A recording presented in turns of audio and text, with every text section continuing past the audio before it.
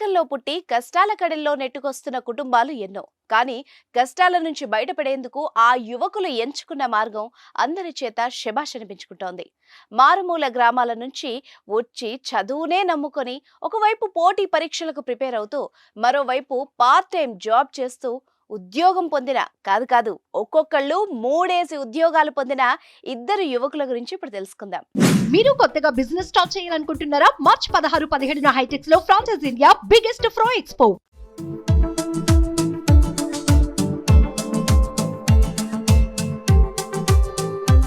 ఆ యువకుడి సంకల్పం ముందు కుటుంబ నేపథ్యం, వెంటాడుతున్న కష్టాలు, వెక్కిరిస్తున్న ఆర్థిక పరిస్థితులు, వేధిస్తున్న నైరాస్యం అన్ని తలవంచాయి.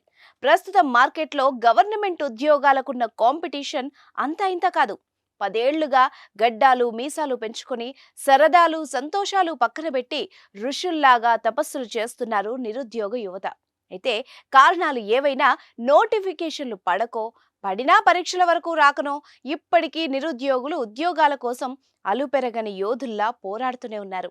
తమ కుటుంబ నేపథ్యం, ఆర్థిక పరిస్థితుల వల్ల సంవత్సరాల తరబడి ప్రిపరేషన్కే పూర్తి సమయం కేటాయించడం సాధ్యం కాకపోవడంతో కొంతమంది యువకులు పార్ట్ టైం జాబులు చేసుకుంటూనే తమ పోరాటాన్ని సాగిస్తున్నారు. అటు పార్ట్ టైం ఉద్యోగాలు చేసుకుంటూ మిగిలిన సమయంలో ప్రిపేర్ అవుతూ పడిన పరీక్షలన్నింటినీ రాసుకుంటూ తమకంటూ ఓ రోజు వస్తుందని ఎంతో ఆశగా ఎదురు చూస్తున్నారు.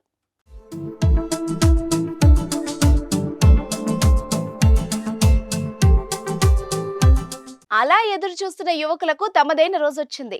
ఏళ్లుగా ఎదురు చూస్తున్న విజయం తలుపు తట్టింది. అది కూడా తమకు మాత్రమే వినిపించేలా కాదు, చుట్టూ ఉన్న సమాజానికి కూడా వినిపించేంత గట్టిగా విజయం తలుపు తట్టింది.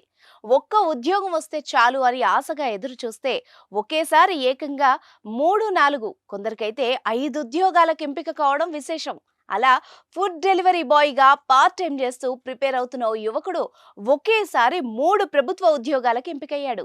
నిజామాబాద్ జిల్లా తాడ్వాయి మండలం సంగోజీవాడి గ్రామానికి చెందిన బల్వంతరావు అనే యువకుడు పోటీ పరీక్షలకు సిద్ధమవుతున్నాడు. ప్రిపరేషన్ కోసం హైదరాబాద్ వచ్చాడు. అయితే తమ కుటుంబ పరిస్థితుల వల్ల పూర్తిగా ప్రిపరేషన్కి అంకితం కాకుండా పార్ట్ టైం జాబ్ చేస్తూ తన ఖర్చులకు కావాల్సిన డబ్బును సంపాదించుకోవడంతో పాటు ఇంట్లో వాళ్లకు కూడా సాయంగా నిలుస్తున్నాడు.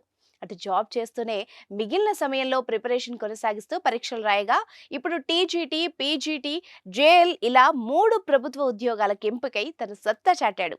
ఇక మా వల్ల కాదు, ఎంత చదివినా ఉద్యోగాలు రావట్లేదు, ప్రభుత్వాలు నోటిఫికేషన్లు వేయట్లేదు అంటూ నిరుత్సాహపడే వాళ్ళకి బల్వంతరావు ఓ ఇన్స్పిరేషన్గా నిలుస్తున్నాడు.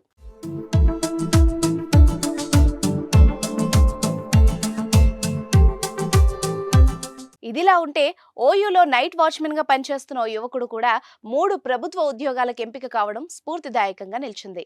మంచిర్యాల జిల్లాకు చెందిన గొల్లె ప్రవీణ్ అనే యువకుడు Osmania university educational multimedia research centre ఈఎంఆర్సీలో నైట్ వాచ్మెన్ గా విధులు నిర్వహిస్తూనే పగటిపూట పోటీ పరీక్షలకు సిద్ధమవుతున్నాడు. ఈ క్రమంలోనే పరీక్షల్లో సత్తా చాటి ఏకంగా 3 ప్రభుత్వ ఉద్యోగాలు సాధించి ఎందరికో స్ఫూర్తిగా నిలిచాడు. ప్రవీణ్ కూడా టీజీటీ, పీజీటీ, జూనియర్ లెక్చరర్ ఉద్యోగాలకు ఎంపిక కావడం గమనార్హం. వీళ్ళని ఇన్స్పిరేషన్ గా తీసుకొని విద్యార్థులు ముందుకెళ్తారని ఆశిద్దాం.